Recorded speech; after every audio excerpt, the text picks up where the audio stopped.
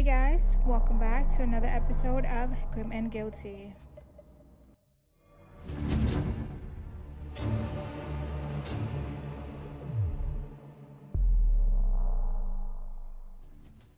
Johann Jack Unterweger is one of the most disturbing examples of how a convicted killer was not only released from prison, but celebrated as a success story, before resuming a death pattern of violence across multiple countries.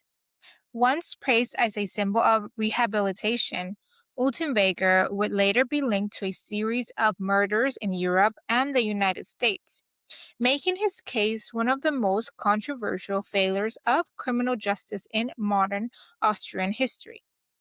Johann Unterweger was born on August 16, 1950, in Jodenberg, Austria. He was raised primarily by his mother, Teresa Unterweger, who worked as a waitress and barmaid and had a long history of criminal convictions for fraud, theft, and related offenses. His father was not listed on his birth certificate. Teresa later claimed his father was an American soldier who she met in Italy shortly after World War II, though this was never confirmed. When Utenweger was still an infant, his mother was sent to prison, and he spent time in foster care before being placed with his maternal grandfather and his partner. His childhood was unstable, marked by frequent changes in caregivers and limited supervision. As a teenager, Utenweger was placed in a persistent reform school. He left formal education in his mid-teens and began working in hospitality, training as a hotel waiter. However, he struggled to hold jobs and developed a reputation for theft and inappropriate behavior towards young women. Utenweger's first known conviction came in 1966, when he was caught stealing from hotel guests. He was sentenced to brief jail time and then sent to a juvenile detention facility. After his release, he continued working in hotels but was repeatedly fired for stealing. Over the next several years, Utenweger accumulated a growing criminal record. By his early 20s, he had been convicted multiple times for theft, burglary, assault, and other offenses.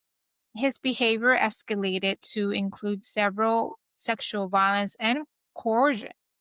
In the early 1970s, Udenweger committed a series of violent sexual assaults. In 1971, he attacked a sex worker in the Salzburg area. The victim survived and reported the assault, leading to his arrest.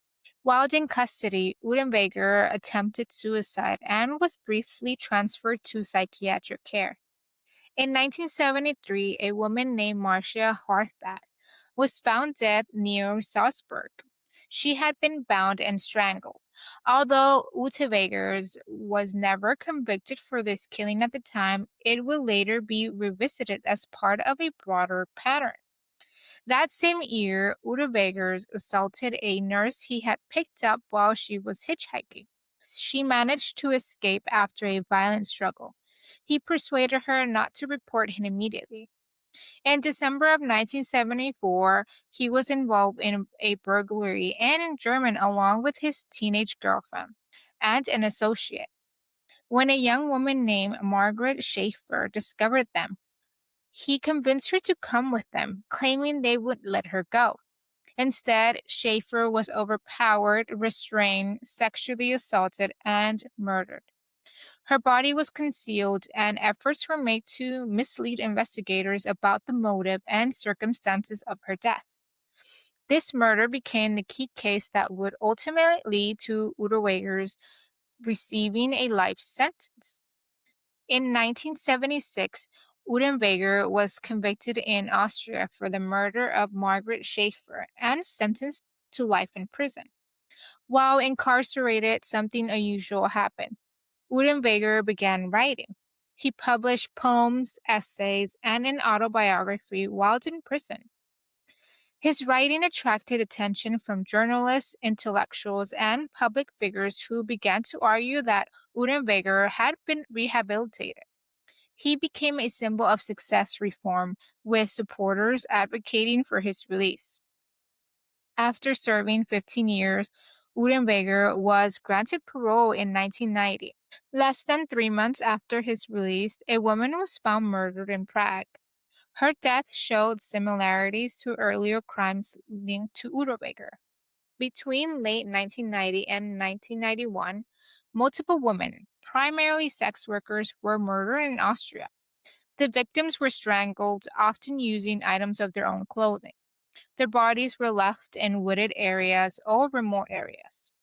The pattern strongly resembled Unterweger's earlier known methods. In 1991, Unterweger traveled to the United States, where he was hired by an Austrian magazine to write about crime and prostitution in Los Angeles. He met with local law enforcement and even participated in police ride-alongs. During the same period, 3 sex workers were murdered in Los Angeles and Malibu. The killings involved a distinct method, using bras tied in a specific knot for strangulation.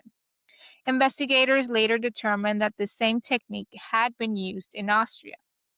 As evidence mounted, Austrian police prepared to arrest Unterweger. However, he fled the country. Authorities tracked him and his teenage girlfriend across multiple countries, including Switzerland and France. In February of 1992, Unterweger was arrested in Miami, Florida by U.S. Marshals.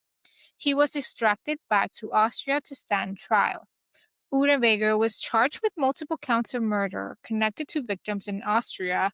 In 1994, he was convicted of 11 murders and sentenced to life imprisonment without the possibility of parole.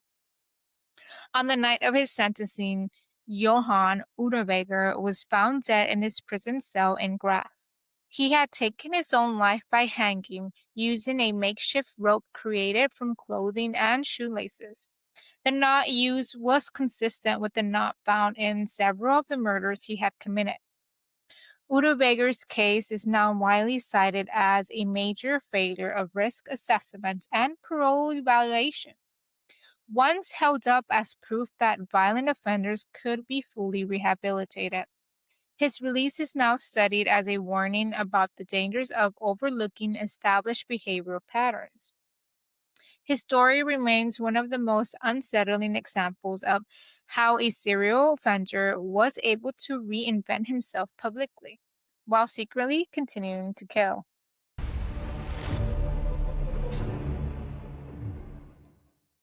On the night of December 6, 1959, a violent tragedy unfolded inside a large hillside home in Los Feliz neighborhood of Los Angeles. Dr. Harold Perelson attacked his wife with a hammer, killing her. He also seriously injured his 18-year-old daughter, who survived the attack. Afterwards, Dr. Perelson took his own life using a lethal mixture involving liquid and medication. The daughter managed to escape the house and seek help.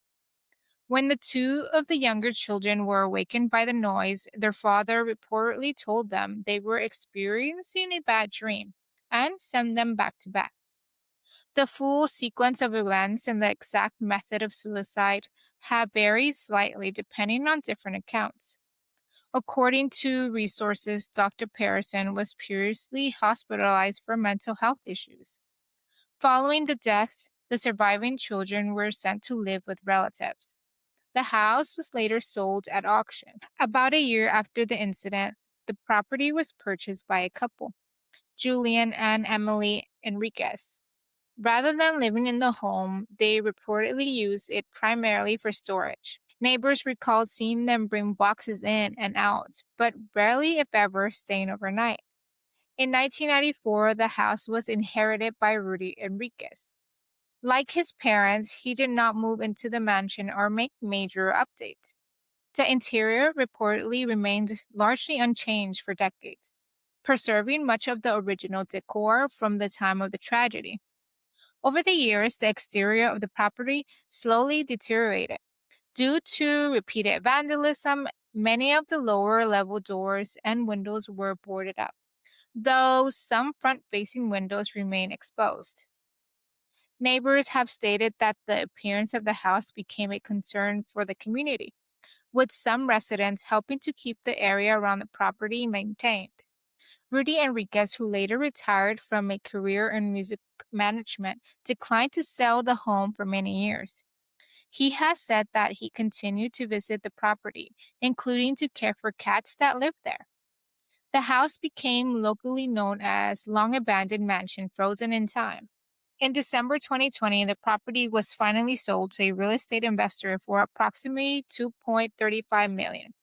Plans were announced to renovate the long neglected home, making it the first major change to the property in more than 60 years.